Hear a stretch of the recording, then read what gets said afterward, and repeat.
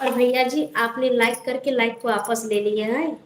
ये भी हम देखते हैं दोस्तों, कोई इंसान ऐसा है ना कि लाइक देकर भी वापस ले लेते हैं, तो हमें बुरा लगता है। अगर आपको लाइक ही नहीं देना है तो हमें लाइक क्यों करते हैं यार, बताइए। हम्म, कोई कोई इंसान ऐसे होते हैं कि लाइक देकर वापस ले लेते हैं लाखों में एक वो मेरे फ्रेंड लोग हैं, अब भी जल रहे हैं जो हमें लाइक देकर वापस ले लेते हैं। अभी देखिए मैं 45 लाइक था और फिर से लाइक को वापस ले लिए करके। तो आप जलिए, हमसे कोई तकलीफ नहीं है मेरा। प्लीज आप भैया जी लाइक वापस मत लीजिएगा, ठीक है। देखो यार, किसी को सपोर्ट करिए। एक औरत क्या होती है, माँ होती है, देवी होती है, ठीक है। अब उसको इज्जत करना सीखिए।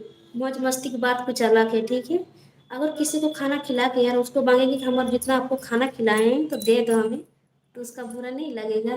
बताइए। और इसी तरह आप लाइक कर रहे हैं। चार रात को भी मेरा चार चार भैया लोग ने आपस ले लिया, लाइक देकर आपस